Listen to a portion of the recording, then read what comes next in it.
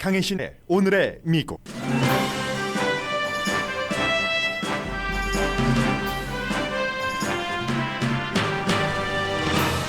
뉴욕 브루클린 지하철역에서 출근 도중에 총격 사건이 발생해 적어도 8명이 숨지고 8명이 총상을 입었습니다. 16명이 부상했습니다. 도주한 용의자는 연막탄을 터뜨린 뒤 총을 쐈고 터지지 않은 여러 개의 연막탄도 발견됐습니다. 뉴욕시장은 코비드-19 양성으로 격리된 채 대응 중이고 바이든 대통령과 법무부 장관, 교통부 장관도 이 사건을 브리핑받고 있습니다. 바이든 대통령은 범죄자들이 많이 쓰는 고스트건을, 유령총을 단속할 것이라고 밝혔습니다. 3월에 미국 소비자 물가지수가 1년 전에 비해 8.5% 증가했지만 더 중요한 뉴스는 주요 물가지수는 안정되고 있다는 신호입니다. 3월에 실제 임금은 생계비가 올라감으로 인해 한 달 사이에 0.8%가 줄어들었고 기록적인 물가 상승의 주요 원인은 에너지값과 식품값입니다. 바이든 대통령은 가솔린 값을 낮추기 위해 올여름 일시적으로 가솔린에 포함되는 에탄올 양을 늘린다고 발표할 예정입니다. 블라디미르 푸틴 러시아 대통령은 우크라이나와의 휴전 협상이 막다른 길에 이르렀고 전쟁은 계속된다고 말했습니다. 필라델피아시가 미국 대도시 가운데 처음으로 다시 실내 마스크 착용 의무화로 돌아갑니다. 국무부는 코비드가 크게 확산 중인 중국 상해 대사관 비필수 스태프들에게 상해를 떠날 것을 의무화했습니다. 현대 도시인 상하이에서 코비드로 인한 보급망 차단 등으로 주민들이 굶고 있습니다. 미국 일부 마켓에서는 베이비 분유 품귀 현상으로 판매 개수를 제한하기 시작했고 또 다른 지역들에서도 공급이 많이 부족합니다. 오랫동안 소매업계의 대명사였던 K마트 스토어가 곧 미국에 3개만 남게 됩니다. 여러분 안녕하십니까? 오늘의 미국 강혜신입니다. 뉴욕의 브루클린 지하철역에서 총격 사건이 발생을 해서 8명이 총상을 입었고 제가 헤드라인에서 처음에 사망이라고 잘못 말씀드렸습니다. 이 가운데서 현재는 1명만 중태로 알려졌습니다. 나머지 적어도 16명이 부상했는데 이번은 사건이 조금 다릅니다. 그냥 지하철역에서 총격 사건이다 하는 것보다도 우선 그 목격자들의 말을 종합을 해보면 현재 용의자는 잡히지 않았습니다. 마치 MTA 직원인 것처럼 그 MTA 유니폼 같은 것을 입었고 오렌지색 조끼도 입은 상태에서 연막탄을 쏘고 총을 발사했습니다. 이게 이제 그 36가 이 역에서였는데 중간에 열차역은 문이 열리지가 않잖아요. 그래서 딱 그런 형태가 아무튼 일어났고 그 전부터 뭔가의 움직임이 있어서 그리고 이제 연막탄을 그 하나만 터뜨린 것이 아니라 나중에 지금 폭발물 담당국에서 조사를 한 결과 연막탄이 여러 개가 더 발견이 됐고 아침 8시 30분이었습니다. 출근 시간대. 아마 한국 분들도 그 많이 알고 계시는 그쪽 지역이겠네요. 36가에서 브루클린과 선셋 파크 지역이라고 얘기를 하는데 저는 정확하게 그 지역은 모릅니다만 대강 지금 지도를 보고 보는 겁니다. 맨하탄으로 향하는 N열차 그 구간에서 일어난 사건입니다. 목격자가 얘기한 것을 보면은 이 용의자가 5피트 5인치 정도의 키에 170파운드쯤 되는 것으로 얘기를 했고 흑인 남성으로 보인다. 영국의 데일리 메일 같은 데서 또 뉴욕에서 발행되는 뉴욕 포스트 같은 데서 이 같은 그 사건은 다른 주요 매체보다 훨씬 빨리 그리고 아직은 처음이기 때문에 완전하게 경찰이 발표되기 이전에 많은 것을 보도합니다. 그래서 현지의 신문인 뉴욕타임스라든가 뉴욕 방송보다도 데일리 메일이라든가 아니면 그 뉴욕 포스트 같은 데가 훨씬 많은 보도를 하고 있는데 목격자 가운데서는 내가 그 사람을 봤는데 주의하지 않은 게 참 실수다 이런 얘기까지 했고 어쨌든 사람들이 다음 열차역이 돼서 문이 열려야지만 거기서 빠져나올 수 있었기 때문에 열차 한 칸에서 한 5명 정도가 총에 맞았고 나머지 2명은 다른 열차, 그리고 또 1명은 이쪽인지 아직 불확실합니다. 8명이 지금 총상을 입었기 때문에. 그래서 사람들이 연막탄이 터진 그곳에서 지하철을 타고 문이 열릴 때까지 기다렸어야지만 됐기 때문에 아마 텔레비전이나 사진으로 이 현장을 보시는 분들은 정말 피가 흥건한 그런 모습, 연막탄 뭐가 터진 그런 모습 등을 보실 겁니다. 어떤 여성은 뭐 이런 때 흔하게 있는 뭐 신발은 저쪽에 가 있고, 또 어떤 사람은 이제는 일단 사건이 끝났구나라고 생각을 해서 바닥에 누워서 아픔, 그 고통 같은 것을 호소하는 그런 사람들도 있었습니다. 당연히 인근 학교는 지금 초등학교가 있다고 하죠. 폐쇄됐고, 지금 뉴욕의 시장이 에릭 아담스 시장이 전 경찰국장이었습니다. 경찰 출신으로 본인이 올해부터 이제 일을 시작을 했기 때문에 특히 지하철에서의 여러 가지 안전을 철저하게 지킨다고 했습니다.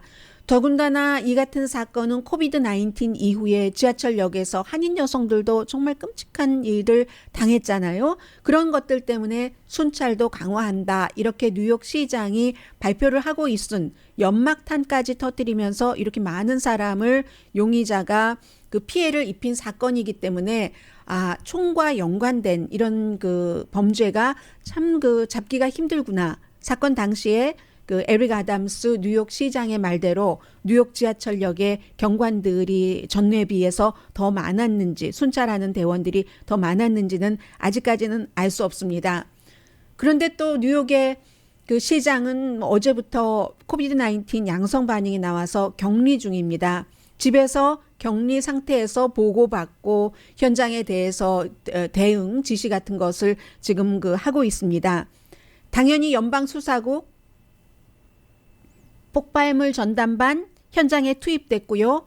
교통부 장관도 지하철 안에서, 역 안에서 일어난 사건입니다. 모니터하고 있고, 또 미국에서는 9.12 사태 이후에는 이 같은 일이 발생하면 더군다나 사람들이 많은 뭐 극장, 쇼핑몰, 뭐 지하철역, 대중교통수단 그 근처에서 발생하면 단순 범행인가 아니면 뭐 여러 가지 그 밖의 가능성을 열어놓고 수사를 하죠. 교통부 장관도 핏 브리저지 당연히 모니터를 하고 있고, 메리 갈란드 법무장관 마찬가지입니다. 백악관도 대변인이 대통령이 지금 그 새로운 뉴스가 나오는 때마다 브리핑을 받고 있다고, 정규적으로 브리핑을 받고 있다고 했습니다. 그래서 지금까지는 그 정확하게 이제 기자회견 같은 것들이 그 시작이 곧 될 겁니다. 그래서 오늘의 미국이 진행되는 동안에라도 새로운 뉴스가 나오면 여러분들께 전해드리겠습니다만, 용의자는 아직 체포되지 않았고, 뭐 MTA 직원처럼 보이는 그런 복장을 한 용의자가 연막탄을 쏘고 총을 쏴서 8명이 총상을 입었고, 그 가운데 적어도 1명은 중태고, 나머지는 뭐 연막탄 쏜 것으로 인해서 호흡곤란이라든가 아니면 도망치다가 다친, 피신하다가 대피하다가 다친 이런 사람들입니다. 해서 레이티스트 뉴스는 여러분들께 들어오는 대로 보도를 해드리겠습니다. 그리고 이제 이와 뭐 연관이 없다고 볼 수도 없는데, 어제 이제 미국에서 2015년부터 총기, 그러니까 술, 담배, 마약, 또 뭐 총기류 단속국, ABC 단속국의 국장이 2015년부터 대행이었습니다. 그런데 이제 국장을 이제 지명을 하고 이게 이제 여러 가지 까다로운 과정을 거쳐야지 되죠. 스티브 데헬바흐, 오하이오주의 전 검사였습니다. 2009년부터 2016년까지 그를 이제 딱 지명을 하고 나서 어떤 것을 발표를 했냐면, 고스트총, 유령총. 왜 유령총이라고 하냐면 보이지 않잖아요. 지금 오늘도 총기 사건입니다만은, 총격 사건입니다만은, 보이지 않는 이런 총을 연방정부에서 최대한 단속을 하겠다. 왜 보이지 않냐면, 처음부터 이렇게 볼펜 하나의 상품으로, 총으로, 완품으로 돼서 파는 것이 아니라, 이 뭐 심은 심대로, 어디는 어디대로 다 이렇게 분해를 해서요. 총을 조립만 하면은 do it yourself 식으로 조립만 하면은 될 수 있는 상태로 파는 겁니다. 총기 부품을 파는 거죠. 그럼 그 안에는 이 같은 이제 주요 부품이 아닌 것도 있고, 이처럼 볼펜 심처럼 주요 부품인 것도 있죠. 이러한 것들이 부품이라는 이유로 그동안 단속이 제대로 되지 않고 이렇게 팔면은 조립을 하는 것이기 때문에 시리얼 넘버도 없습니다. 그러니까 당연히 범죄자들이 범죄에 사용하기 위해서 그 같은 총기 부품을 많이 구입을 하겠죠. 그렇게 되는 경우는 이거는 추적할 수 없기 때문에 고스트 총, 유령 총이라고 얘기를 하는데 이걸 단속을 어떤 형태로든 하겠다는 겁니다. 바이든 대통령이 얘기하기를 소파나 가구 같은 것을 어디서 샀다. 여러분들 뭐 자주 가시는 이케아에서 사셨다 하면 여러분이 소파 부품을 샀다고 안 하잖아요. 소파를 샀다. 그렇기 때문에 이것도 또 그건 신원 체크도 안 되고 하니까 이것도 총으로 보고 단속하는 것이 상식이다. 지나치지가 않고 상식이다. 왜 이런 말을 하게 됐냐면 전국 총기협회에서는 처음에는 사람들에게 총기를 다루는 법, 교육, 또 총기라는 것은 미국에서 곧 오랜 동안의 취미이기도 하고 사냥, 그리고 또 생존 본능이기도 하고 시골 지역에서 동물들이 있으니까요. 그리고 많은 먹을 것에 대한 역시 식품을 마련하는 도구이기도 해서 오랜 동안 써왔고 그것을 인정하는 것이 사실인데 이 전국 총기협회가 인원이 많아지면서 돈도 많아지고 이 총기협회는 돈이 많아지고 하려면 총을 많이 팔아야지 되죠. 하니까 많은 사람은 200 정도 넘게 총을 갖고 있고 그런데 그 총기협회가 메릴랜드주에서 먼저 바이든 대통령이 어제 얘기하기 전에 유령총을 규제한다 하는 법을 만들었습니다.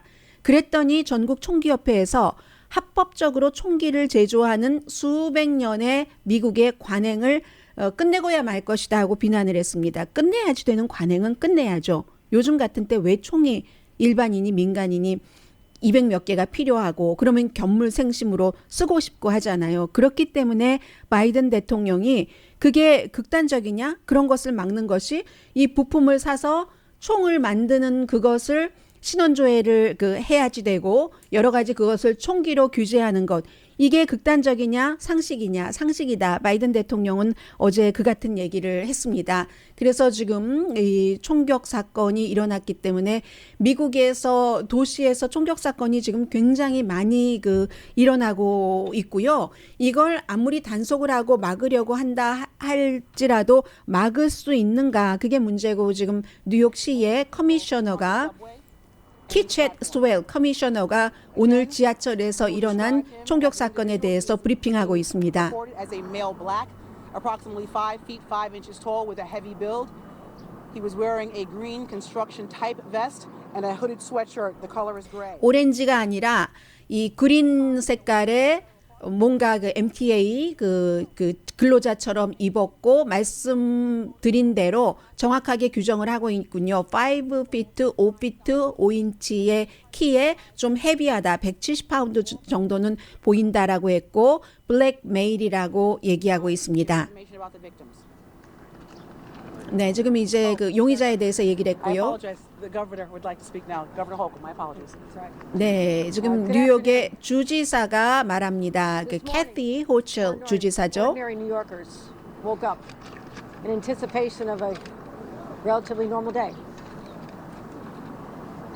뉴욕이 이제 경찰 커미셔너도 여자고 뉴욕 주지사도 지금 여자입니다. That sense of tranquility and normalness was disrupted, brutally disrupted. 네, 우리의 노멀시 같은 것들이 그냥 일상생활 같은 것들이 잔혹하게 깨지고 만 사건이라고 얘기를 합니다. 4가와 36가가 만나는 그 지하철역 브루클린에서 오늘 아침에 출근 시간에 발생한 총격 사건에 대해서 말하고 있습니다. They're asking individuals to be very vigilant and alert. You'll get more reports on specificity as the day goes on. So this is an active shooter situation right now in the city of New York. I just got off the phone with the mayor.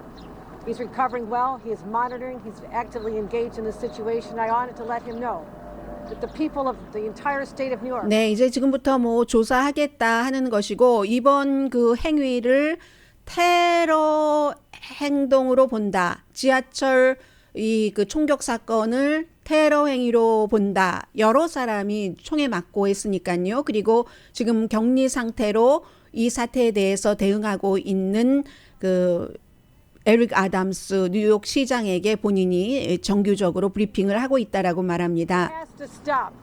I'm committing the full resources of our state to fight this surge of crime, this insanity that is seizing our city because we want to get back to normal. 우리는 노멀로 가고 싶다, 정상이 아니다 하면서 이제 이러한 그 범죄 행위들을 스탑을 해야지 되고 스탑 시키는데 이제 당연히 이제 주민들의 여러 가지도 필요하고요. Partners, the brave people of the MTA, the first ones who had the sense, the drivers of the train, to leave the station to make sure no more victims could be hurt. The NYPD. 네, 이제 주지사로서 하고 있는 얘기는 수사는 수사 전문가들이 하고 지금 뭐 주지사 사무실이나 시장 사무실이나 그 NYPD 뉴욕 경찰이나 최대한 그 많은 그 지금 수사를 하고 있고 노멀로 일반인들은 이제 노멀로 돌아가기 위한 이런 것들이 필요하다 하는 얘기를 뉴욕의 주지사가 그 케이티 호첼 주지사가 연설을 하고 있습니다. 이 내용은 이제 속보가 들어오면은 여러분들께 또 전해드리겠습니다.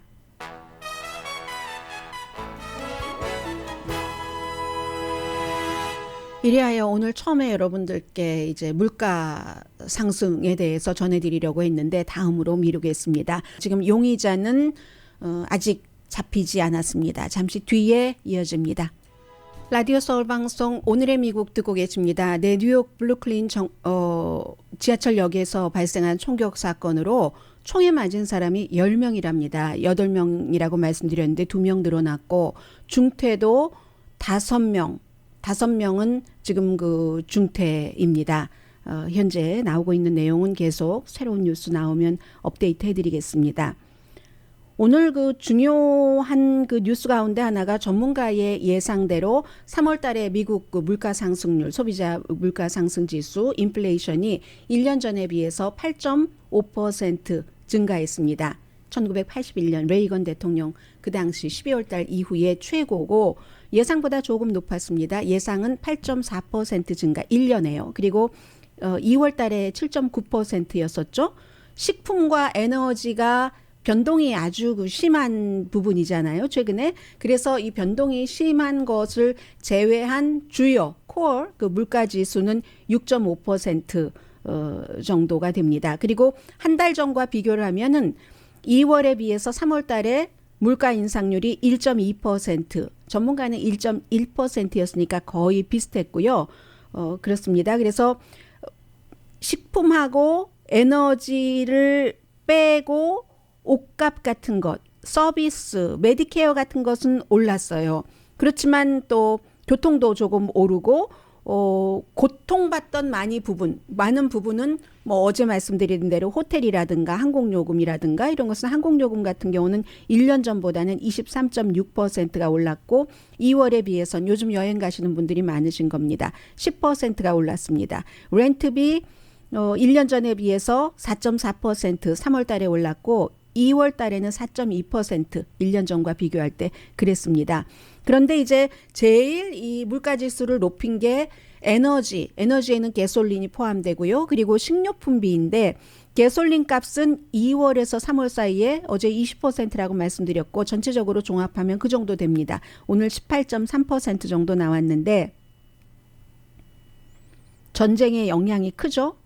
그리고 또 물가 인상의 뭐 절반 정도를 이 에너지 값이 가솔린 값이 차지를 하니까요. 식품은 한 달 사이에는 1%가 올랐고 1년 전과 비교하면 3월 달에 8.8% 올랐습니다. 쌀, 뭐 그라운드 비프, 오렌지, 채소 등은 2%가 올랐고 2월 달에 비해서 또 해바라기 씨 기름 드시는 분들은 해바라기 씨 기름은 세계적으로 그 우크라이나산이 무척 많기 때문에 뭐 역시 없다던가 비싸다던가 했을 테고요.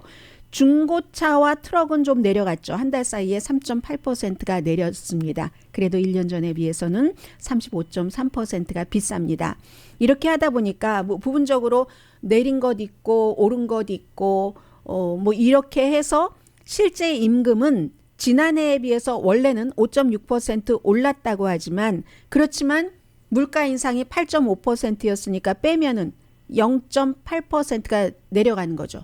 생활비가 올라갔기 때문에 주식시장은 지금도 긍정적으로 반응합니다. 오늘 처음에 시작할 때 굉장히 긍정적이었어요. 뭐 S&P 500, 나스닥, 또 다우지수가 지금 다 증가거든요.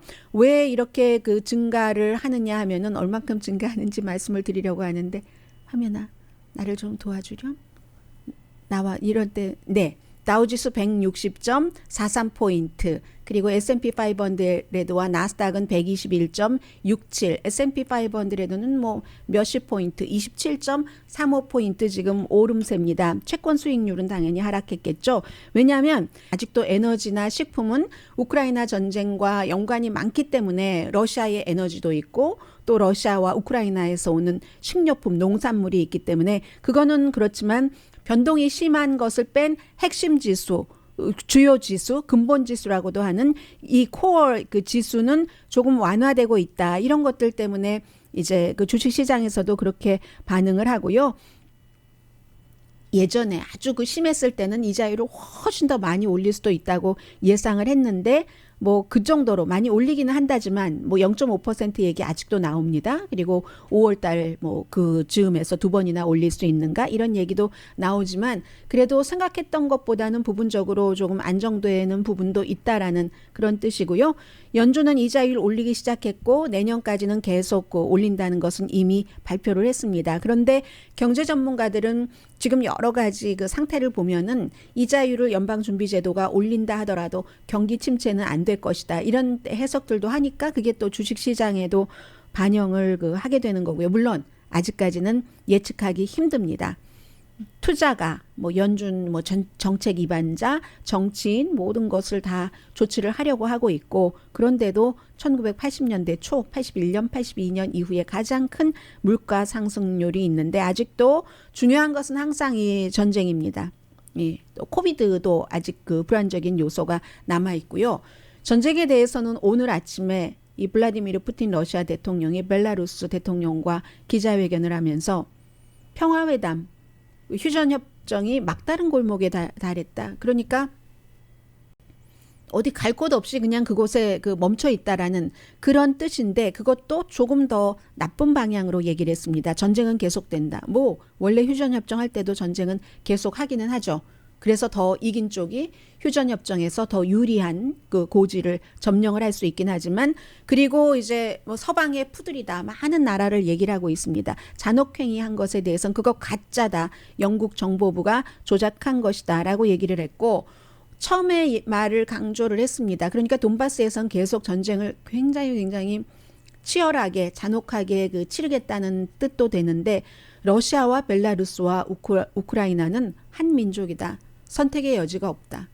우리나라니까 우리가 갖겠다 하는 그런 뜻을 얘기를 했고요.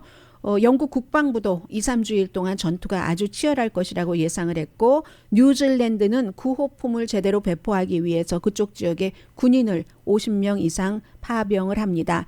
마리우폴에서 화학약품이 지금 쓰여졌다는 뭐 이란에서 들어간 화학약품이다 이런 얘기가 있는데 조사하기 위해서 뭐 영국이라든가 아니면 프랑스의 전문가들이 갔고요. 어제 그 오스트리아 총리가 딱 그 푸틴 만나고 나서 뭐 별로 휴전에 대해서 가망이 없는 것 같다 이런 얘기한 것을 그대로 오늘 블라디미르 푸틴이 얘기를 해줬고요. 우크라이나 군인이 영국이 보내준 미사일로 러시아의 드론을 격추시켰습니다. 그런데 또 뭐 키브라든가 뭐 체첸 그 인근 지역에서 러시아군이 철군하고 나서 남겨놓은 수많은 지뢰가 여기저기서 폭발하고 또 폭발할 위험성이 있다는 것. 마리우폴 이 남쪽 항구에 접해 있는 돈바스와 크림반도를 연결하는 쪽에 있는 마리우폴 시장은 사망자가 어린이들 포함해서 10,000명이 넘는다고 했습니다. 45만 명이 안 됩니다. 인구가. 마리우폴이라는 시가. 그리고 부차 지역 그 정말 대단한 학살이 있었던 그곳에서는 25명의 소녀를 강간했다. 뭐 이런 얘기도 나오고 있고요. 핀란드와 스웨덴이 올여름에 나토에 가입한다. 이번 전쟁으로 가장 이제 국가적으로 뚜렷하게 입장을 정리한 곳이 스웨덴과 핀란드죠. 나토에 올여름에 가입할 가능성이 높다라고 어제부터 보도가 나오니까 또 푸틴이 그들 나라를 비난하기 시작합니다. 그리스는 러시아에서의 에너지 의존도를 줄이려고 가스 탐사 같은 것을 원래 이만큼 하려고 했던 것을 굉장히 많이 하고요. 어차피 이번 전쟁 이후에는 러시아와 중국 대 다른 나라가 그 돼가는 현재로서는 그런 모양새이기 때문에 전쟁이 러시아가 이기든지 지든지 미국과 유럽 연합을 중심으로 한 민주국가는 러시아와 그 앞으로는 한동안 아주 친하게 사이좋게 화해하고 지내기는 좀 힘들어 보입니다.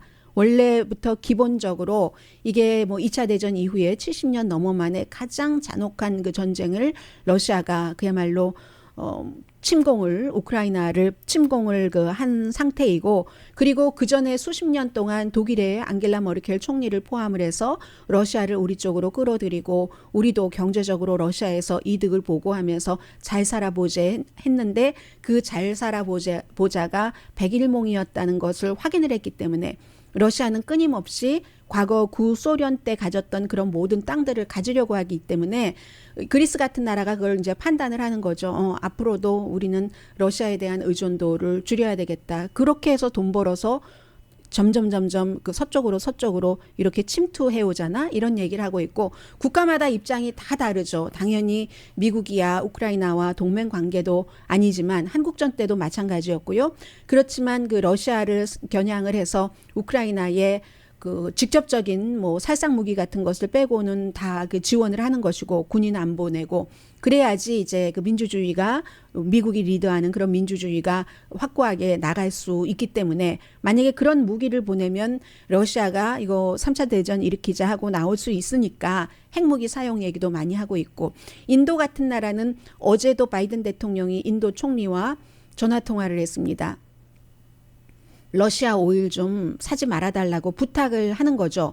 여러 동맹국들의, 러시아는 러시아대로 브라질, 벨라루스 이런 그 주변 국가, 시리아에 우리를 지지해줘, 중국에도 우리를 지지해줘 해서 그렇게 하는 것이고, 해서 중국, 시리아, 쿠바, 북한, 뭐 이런 브라질 이런 나라들이, 아프리카의 또 일부 국가들이 러시아에게 뭔가가 이득이 되는 게 있으니까 그쪽으로 뭉치고 있는 것이고, 인도의 경우도 마찬가지로 오일도 뭐 요즘에 싸게 사고 무기도 많이 수입을 하고 하니까 그러는데, 바이든 대통령은 이제 곧 그 회의를 하기 위해서 인도, 호주, 일본, 미국 이 회의를 하기 위해서 이제 아시아를 방문하고, 그때 이제 뭐 한국에서 한국 지도자를 만날 가능성이 높다고 얘기가 나오는데, 미국은 미국 나름대로 인도에 그런 거 사지 말아라라고 얘기를 하고, maybe 한국에도 우크라이나를 더 지원해 주라 이런 얘기를 할 수 있을 테고, 그리고 모든 나라는 다 각자의 입장이 있기 때문에 그동안 그 우크라이나가 2008년도에도 나토에 가입을 하려고 했는데 그 당시에는 독일과 프랑스가 막았습니다. 뭐 프랑스는 지금도 이마누엘 마크롱 대통령 푸틴과 친하지만 앙겔라 머르켈도 굉장히 정치적으로 세비한 사람이기 때문에 푸틴과 싸우지 않고 푸틴과 사이좋게 지내면서, 그게 그 독일 내부의 정치적인 기류였기 때문에 연합정당의 어떠한 그 이끌어가는 리더로서, 그러면서 그렇다고 해서 푸틴을 또 존중하는 것도 아니었어요. 앙겔라 머르켈. 그런 것도 다 알면서 푸틴에게 존중받고, 이 푸틴도 과거에 동독에서 일한 적이 있고 KGB로, 이 앙겔라 머르켈은 동독, 서독, 분리 이런 것을 경험을 했었던 사람이잖아요. 그런데 아무튼 그런 독일도 지금 러시아에서 점점 이런 그 오일 같은 것을 사지 않겠다고 하고 있고, 우크라이나의 경우에는 과거에 러시아도 그랬지만 몽골의 지배도 받고 어디의 지배도 받고 하다가 1920년대에 러시아에 말하자면 속국 비슷하게 된 겁니다. 그렇게 해서 1922년인가 그런데, 그러면 한국이 일제시대에 마찬가지로 우크라이나도 소련 치하라고 볼 수 있죠. 그 소련 치하에서 스탈린 시대에는 스탈린이 꿈꾸는 무엇이 있었기 때문에 우크라이나가 비옥하고 하니까 거기서 막 그냥 그 농작물 같은 거 가져가고 사람들은 굶어서 숨지거나 말거나 해서, 그 당시에 우크라이나 사람들이 야 차라리 스탈린 치하에 사느니 독일이 낫겠다 해서 나치를 한때 반겼다가 나중에 또 구소련으로부터 또 막 그 학대를 당하고, 아무튼 한국이 일제 치하 시대의 우크라이나는 구소련 치하였습니다. 그렇게 수십 년을 지내다가 91년도 구소련이 이제 미하일 고르바초프를 포함해서 이런 사람들의 그런 것으로 그 정권이 무너지고 나서 독립을 했죠. 독립을 하고 나서 지금 핵을 가진 러시아의 침공을 받은 겁니다. 그리고 많은 나라에서 한국도 마찬가지예요. 무슨 뭐 북권 프로젝트 무슨 프로젝트에서 러시아에서 어떤 그 기술을 사다가 어떠한 그 핵에 대한 기술을 개발한 것도 있고 우크라이나는 이게 미국과 러시아가 살살 꼬드겨서 다른 나라들이 그거 뭐 핵무기 없애 하면서 다 없애고 뭐 또 소련으로 반환하고 이랬잖아요. 그러면서 지금 침공받은 것이고 그렇기 때문에 젤렌스키 대통령이 당신네들도 그런 역사가 있지 않았느냐. 침공당한 역사. 그 당시에 뭐 뻔한 거잖아요. 김일성, 스탈린, 미국, 트루만, 이승만 대통령 이렇게 해서 그랬던 그 상황이잖아요. 그러니까 그런 것을 겪었으니까 알지 않겠느냐. 뭐 이를테면 동병상련을 얘기를 한 거죠. 그렇지만 한국의 지금의 목표는 한국은 미국이나 인도나 브라질이나 중국이나 다른 나라와 또 다릅니다. 북한이 있기 때문에 러시아와 인도는 단순히 이제 그 러시아와의 무기 이런 거래라고 볼 수 있다면 오일이라든가 한국은 북한이 있기 때문에 러시아를 함부로 할 수가 없는 겁니다. 한국이 남한이 5,500만 명 가지고 무엇을 하겠습니까? 장기적으로는.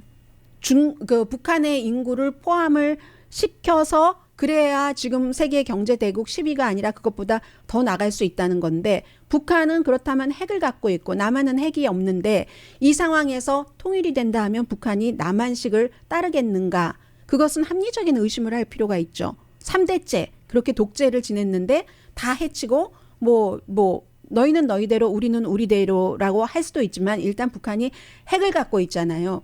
이 묘한 상황에서 이게 참 이번에 어떻게 우크라이나에 지원을 한다고는 하지만 그렇기 때문에 한국의 국회에서 젤렌스키 대통령이 연설을 할 때 그 냉랭한 표정에 대해서도 부분적으로는 이해가 가는 면도 있지만 그게 인간적인 면으로 막 그런 호소를 하고 비디오를 보여줄 때 전혀 움직임이 없고 손도 탁 이렇게 하고 이런 모습과 한국의 국가 이익은 이제 최고 권력자가 판단을 하겠죠. 지금의 문재인 대통령 또 차기 윤석열 차기 대통령이 판단을 할 텐데 그런 것은 있다 하더라도 국제사회가 볼 때는요. 이게 그 분위기도 사진이 많은 걸 말해주잖아요. 그것도 굉장히 중요한 것이고 그리고 무기 같은 것이 살상용 무기다. 한국에서 규정이 국가마다 다 다릅니다. 살상용 무기도. 그래서 못 보내준다고 하면은 적어도 지원만은 조금 우크라이나가 이거 받기 싫어하고 되돌려주고 싶은 마음이 들지 않을 정도까지는 하는 게 좋다. 왜냐하면 전반적인 국제사회 분위기도 있잖아요. 그러니까 한국이 참 어려운 거죠. 전반적인 국제사회 민주사회의 분위기는 다 미국과 유럽입니다. 그런데 지금 한국은 북한이 있기 때문에 여기도 완전히 가지 못하고 저쪽으로도 완전히 가지 못하고 그래서 이 전쟁이 언제 끝날지 모르고 그리고 지금이 너무 중요하죠. 우크라이나가 계속 무기 뭐 한국 너희들 탱크도 갖고 있잖아. 뭐도 갖고 있잖아. 이렇게 얘기를 하는데 돈바스 지역에서 러시아군이나 우크라이나군도 강력한 군인이 거기에 들어가 있습니다. 그런데 만일 러시아가 다른 지역에서도 여기저기 조금씩 또 흩어치기를 해보자면은 그러면 병력이 분산돼야지 되고 어려운 문제가 있을 수가 있습니다. 러시아가 목표를 5월 9일 이전으로 돈바스를 확 갖는 것을 목표로 하고 있기 때문에 그리고 이 문제가 해결되지 않는 한 절대로 식료품값, 에너지값도 안정되기가 어렵다는 점 말씀드립니다.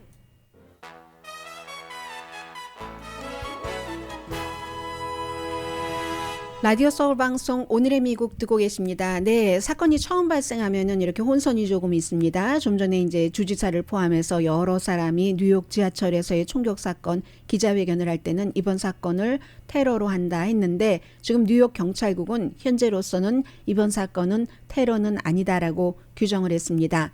10명이 총에 맞았고 5명이 중태입니다. 적어도 16명이 다쳤습니다. 오늘 출근길에 뉴욕의 지하철역에서 연막탄을 쏘고 용의자가 총을 발사하고 그리고 그 용의자는 지금 체포되지 않았습니다. 네, 오늘 뉴스가 그 앞에서 많이 길어져서 지금부터는 조금 그 정리를 해드리겠는데 가솔린 값에 대해서는 이것을 바이든 대통령이 오늘 아침에 경제적인 리포트 나오고 발표를 하려고 했는데 지금 뉴욕의 지하철 그 사건 때문에 하지 못하고 있는 것 같습니다. 가솔린 값이 너무 비싸니까 일단은 기본적으로 에탄올 함유량을 현재는 10%인데 여름에 몇 개월 동안 15%까지 허용을 한답니다. 오염 규제 때문에 이걸 조금 하는데 그렇게 되고요. 그렇게 될 경우 갤런당 10센트 정도는 절약할 수 있다. 이 정도 말씀드리고요. 그리고 코비드를 조금 브리핑을 해드려야지 되는데 필라델피아시가 3월 2일에 마스크 의무화를 끝냈습니다. 그런데 4월 18일부터 다시 시작합니다. 예방 차원에서요. 공공장소 그리고 뭐 학교 이런 데서 지난 10일 동안 케이스가 50% 증가했습니다. 백신이나 테스트 의무화는 아니지만 식당이나 술집이라든가 이런 데에 그리고 뭐 차일드 케어, 정부 청사 전부 다 들어갈 때는 마스크 착용을 의무화해야지 되는 겁니다. 그래서 이게 예방 차원이고 더 노멀한 곳으로 가기 위해서 그렇다 이렇게 발표를 했고요. 바이든 행정부도 비행기 안에서 마스크 착용이 원래 4월 18일에 끝날 예정인데 이걸 연장할 수 있다. 어제 백악관의 그 새로운 그 코디네이터죠. 코비드-19 아시시 지아 박사가 얘기를 했고요. 미국은 아시아가 지금 굉장히 심각하기 때문에 한국은 조금 줄어들고 있는 것 같아요. 많이 최근에.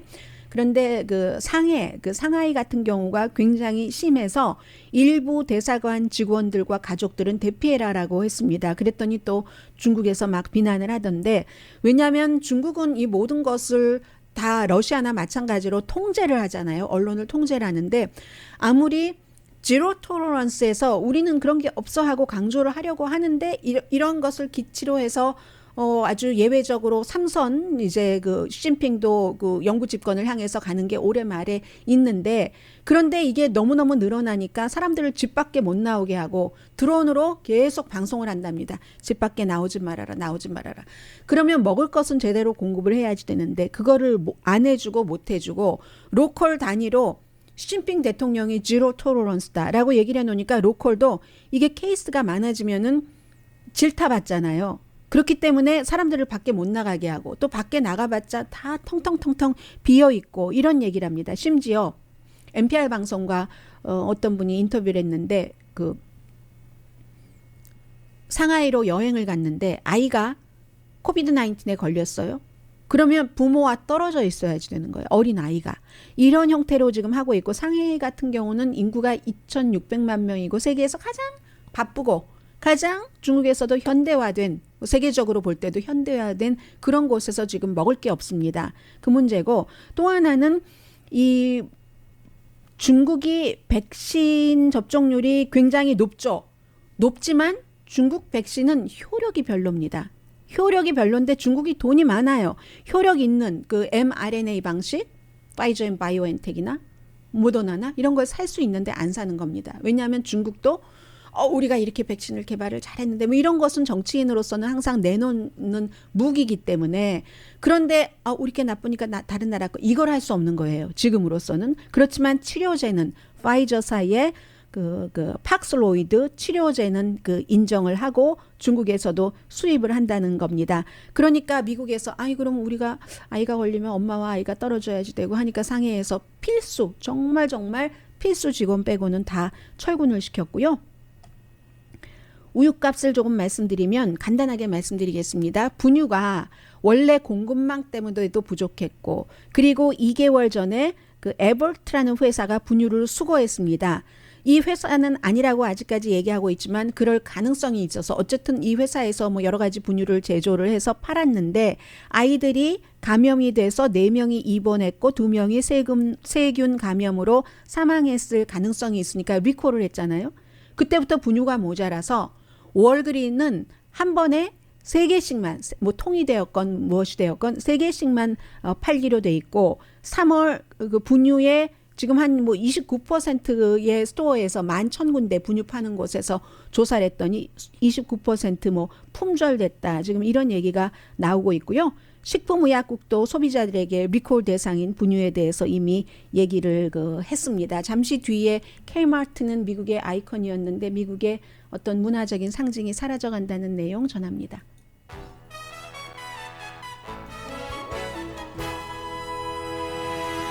라디오 서울 방송 오늘의 미국 듣고 계십니다. 토요일에 뉴저지주 그 아바넬에 있는 K마트가 문을 닫는답니다. 그러면 미국에서 K마트 스토어는 3군데만 남는데 저도 미국에 처음 왔었을 때 K마트에서 물건 참 많이 샀거든요. 헤어 롤러를 포함해서 뭐 학용품, 거의 모든 것을 K마트에서 많이 샀는데 앞으로 뉴저지주의 웨스트우드, 뉴욕의 브리지햄튼, 또 플로리다주의 마이애미 이런 곳을 빼고는 K마트는 한때는 2,300개까지 있었는데 1990년대의 피크였고요. 1962년도에 오픈했습니다. 그리고 오픈하고 나서 조금 있다가 월마트가 오픈을 한 거죠. 그렇게 된 거죠. 그런데 K마트 하면은 뭐 마샤 스튜어트, 나중에는 뭐 내부 거래 이런 것으로 감옥살이도 하고 했지만 마샤 스튜어트 같은 사람이 막 오고 추천도 하고 해서 블루라이트 스페셜이라고 해서 사람들이 아무튼 K마트에 쇼핑 무척 많이 갔습니다. 좋아하건 싫어하건 누군가가 좋아하는 어떤 것은 거기에 있으니까 학용품이 됐건 침구, 뭐 베드, 뭐 청소 세제, 가전제품 없는 게 없었잖아요. 그야말로 뭐 베스트 베드 비하인드 그 이상이었죠. 몇 년 전부터 판매가 줄어들었습니다. 여러 가지 이유가 있었죠. 가장 큰 이유라고 하면은 온라인 판매가 늘어났다는 것도 되고 K마트는 얼마나 큽니까? 뭐 1층, 2층 엄청 크죠. 그러니까 월마트와는 가격 경쟁을 하고 타겟과는 어떤 그 품질이라고 할까요? 세련된 물건 이런 것들 그런 그 경쟁을 하다 보니까 2002년도에 챕터 11 신청하고 파산 보호 신청하고 250군데 2,300군데 중에서 닫았습니다. 그리고 시얼즈도 그 K마트와 모회사가 같습니다. 트랜스폼코라고 해서 결국은 전문가들이 K마트에서 전에 일하다가 뭐 지금 대학교에서 강의하고 그러신 분들, 책 쓰신 분들 얘기를 하는데 보면은 관리 부족과 전략 실패라는 겁니다. 월마트와 어떻게 가격 경쟁을 하겠습니까? 또 타겟의 그 편안하고 밝고 이런 것과도 경쟁이 조금 안 되고 해서 한때 대중문화의 아이콘이 이 돈 잘 벌 때는 뭐 나스카 자동차 경주 후원업체이기도 했습니다. 그리고 에미넴 같은 사람도 막 노래에서도 K마트 나오고 하잖아요. 느리지만 꾸준하게 망했다. 느리지만 꾸준하게 망하는 게 더 무서운 거예요. 해서 마크 코엔이라는 분 전에 그 시얼즈 캐나다의 CEO였고 지금 이제 컬럼비아 대학교에서 소매에 대해서 강의를 하고 계시는데 탐욕, 무능함 때문에 향수도 사라져가는 거죠. 이렇게. 네, 10명이 총상을 입었고 나머지 6명도 다쳤고 10명 가운데 5명이 중태인데 브루클린의 그 지하철 총격 사건이요. 다행히 생명을 잃을 정도의 사람은 없답니다. 강희신이었습니다.